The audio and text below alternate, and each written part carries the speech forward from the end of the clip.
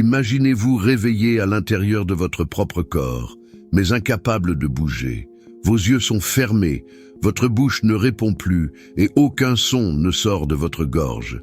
Vous essayez de crier, mais personne ne vous entend. Tout ce que vous pouvez faire, c'est écouter et attendre. Maintenant, imaginez que tout autour de vous, des médecins discutent de votre état, que votre famille pleure à votre chevet et, pire encore, que certaines personnes commencent déjà à parler de vous au passé. Pourtant, vous êtes là, vous ressentez, vous entendez, vous voulez réagir, mais vous ne le pouvez pas. C'est le cauchemar bien réel que vivent de nombreuses personnes plongées dans le coma. Et le plus effrayant, c'est que, encore aujourd'hui, la science ne parvient pas à expliquer entièrement ce qui se passe dans l'esprit d'une personne dans cet état. Le cerveau est-il endormi ou actif? La personne perçoit-elle son environnement? Existe-t-il un certain niveau de conscience? Ou est-ce simplement un vide sans fin? Aujourd'hui, nous allons explorer ces questions et révéler ce qui se passe réellement dans l'esprit d'une personne plongée dans le coma. Je vais vous raconter des histoires incroyables de patients revenus de cet état avec des témoignages troublants, vous montrer ce que les scientifiques ont déjà découvert et même partager des expériences qui remettent en question tout ce que nous savons sur la conscience humaine. La science a quelques réponses, mais pas toutes, et ce que vous allez entendre maintenant pourrait bien changer à jamais votre vision de l'esprit et de la vie elle-même. Mais avant cela, il faut comprendre ce qu'est réellement le coma. Qu'est-ce que le coma? Le coma n'est pas un simple sommeil profond. C'est une condition médicale complexe dans laquelle le cerveau entre dans un état d'activité minimale, interrompant la communication entre le corps et le monde extérieur. La personne ne réagit pas aux stimuli, n'ouvre pas les yeux et ne contrôle plus ses mouvements. Mais cela ne signifie pas pour autant que son esprit soit complètement éteint. Les médecins classent le coma en plusieurs niveaux. Certains patients montrent des réactions subtiles, comme des mouvements involontaires. D'autres, en état végétatif, peuvent ouvrir les yeux, mais sans réelle conscience de leur environnement. Il existe aussi le syndrome d'enfermement, l'une des conditions les plus terrifiantes. Le patient est éveillé, il entend, il comprend, il ressent la douleur, mais il est incapable de bouger ou de parler. Il est prisonnier de son propre corps, totalement impuissant. Les causes du coma sont multiples. Un traumatisme crânien, un AVC, une infection cérébrale, un manque d'oxygène ou une intoxication peuvent provoquer cet état. Lorsqu'un dommage sévère survient, le cerveau désactive certaines fonctions pour tenter de préserver celles qui sont vitales. C'est un mécanisme de défense, mais aussi un mystère fascinant. Pendant longtemps, on a cru qu'une personne dans le coma était totalement inconsciente. Aujourd'hui, nous savons que ce n'est pas tout à fait vrai. Des études montrent que certaines parties du cerveau continuent de fonctionner, captant les sons et les sensations. Dans certains cas, des patients ont rapporté avoir entendu des conversations et ressenti le contact de leurs proches, sans pouvoir réagir. Cela soulève une question troublante. Si le cerveau perçoit toujours son environnement, jusqu'où s'étend la conscience de ces personnes? Certaines recherches suggèrent que des stimuli extérieurs pourraient favoriser le réveil. La voix d'un proche, une musique familière ou même une odeur particulière peuvent activer des régions du cerveau endormies. Mais chaque cas est unique. Tandis que certaines personnes sortent du coma sans aucun souvenir de leur inconscience, d'autres se réveillent avec des souvenirs vifs et des témoignages troublants de ce qu'elles ont vécu. Et c'est là que les choses deviennent encore plus mystérieuses. Certains patients affirment avoir vu et entendu des choses impossibles à expliquer. Des personnes qui ont passé des mois, voire des années, dans le coma, reviennent avec des récits qui défient la science. Certaines se souviennent de tout ce qui s'est passé autour d'elles, alors même que les médecins affirmaient que c'était impossible. D'autres décrivent des expériences de mort imminente, des sensations de sortie du corps et des visions que la simple biologie ne peut expliquer. Que se passe-t-il réellement dans l'esprit d'une personne plongée dans le coma? La science tente d'apporter des réponses, mais certaines histoires soulèvent des questions bien au-delà de ce que les examens neurologiques peuvent mesurer. Mystère. Ces personnes qui ont tout ressenti dans le coma, Martin Pistorius avait seulement 12 ans lorsqu'une maladie mystérieuse l'a plongé dans le coma. Les médecins ont annoncé à sa famille qu'il ne retrouverait jamais son état normal. Pendant des années, il est resté alité, immobile, ne réagissant à rien. Mais ce que personne ne savait, c'est qu'à l'intérieur, Martin était parfaitement conscient. Il entendait tout, ressentait tout, comprenait chaque conversation autour de lui. Il se souvient du moment précis où les médecins ont affirmé qu'il ne se réveillerait jamais. Il se souvient des pleurs de sa mère à son chevet. Et il se souvient avec douleur de l'instant où, désespérée, elle a murmuré qu'il vaudrait mieux qu'il meure. Il voulait hurler qu'il était là, qu'il pouvait entendre et comprendre chaque mot. Mais son corps ne répondait pas. Pendant 12 ans, Martin est resté prisonnier de lui-même, totalement conscient, mais invisible aux yeux du monde.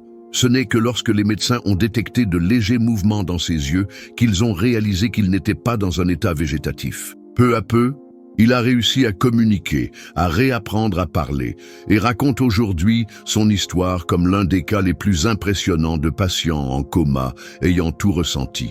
Mais son histoire est loin d'être unique. Dans un autre cas stupéfiant, une femme s'est réveillée après 7 mois de coma et a décrit en détail les conversations qui avaient eu lieu autour d'elle.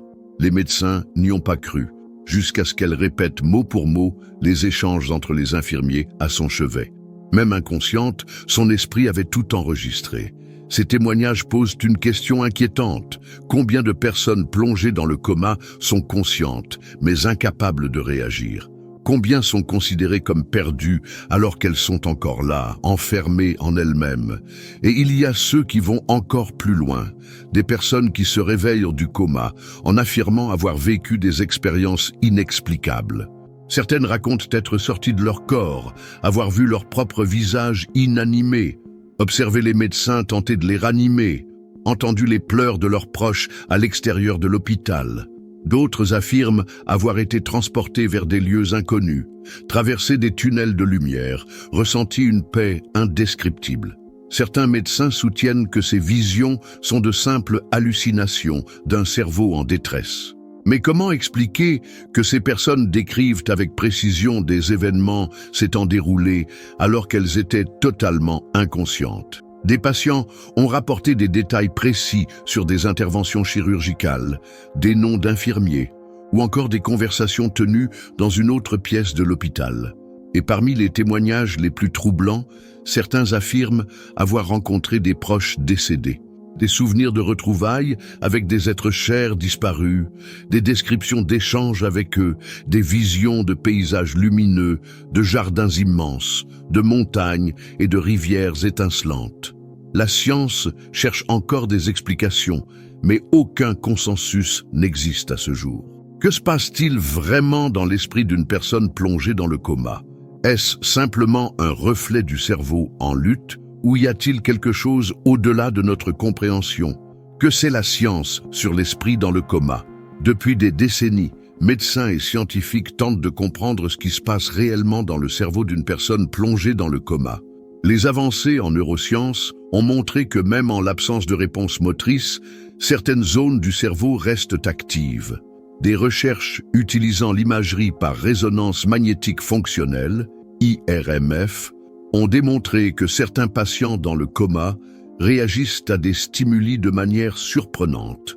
Dans l'une des expériences les plus impressionnantes, des scientifiques ont demandé à un patient en coma d'imaginer qu'il jouait au tennis. À leur grande surprise, les zones cérébrales responsables du mouvement se sont activées exactement comme chez une personne consciente. Dans un autre test, un patient en état végétatif a été invité à penser à se déplacer dans sa maison. Là encore, les régions du cerveau liées à la navigation spatiale se sont illuminées sur les scans.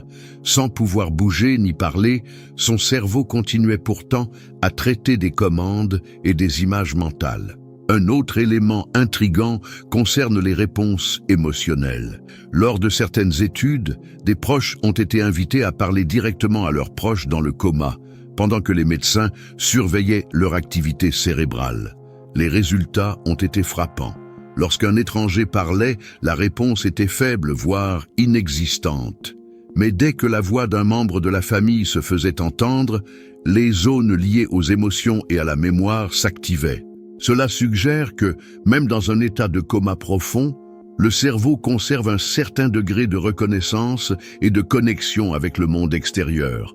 En outre, des études ont montré que la musique peut jouer un rôle significatif. Des patients exposés à des mélodies familières ont montré des réactions cérébrales plus marquées que ceux plongés dans un silence absolu.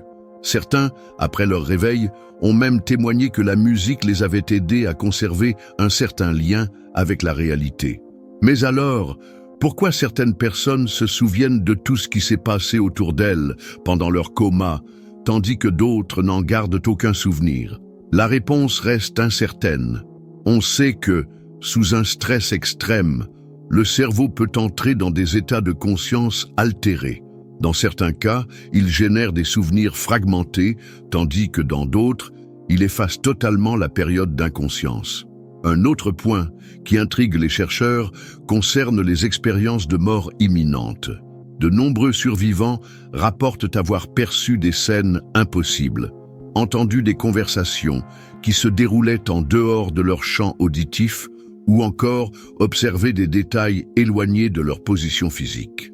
Certains scientifiques avancent l'hypothèse que ces phénomènes pourraient être liés à des poussées d'activité cérébrale survenant au moment de la transition entre la vie et la mort. D'autres estiment qu'il ne s'agit que d'illusions créées par un manque d'oxygène dans le cerveau. Mais il existe des témoignages qui échappent à toute explication conventionnelle. Des patients sortis du coma ont décrit avec précision des interventions chirurgicales, détaillant les instruments utilisés et les échanges entre médecins. Certains, sans aucune connaissance médicale préalable, ont été capables de relater des procédures techniques comme s'ils les avaient observées de l'extérieur de leur propre corps. Si le coma n'est pas un état de suppression totale de la conscience, alors que se passe-t-il réellement dans l'esprit de ces personnes? Qu'est-ce qui maintient notre conscience?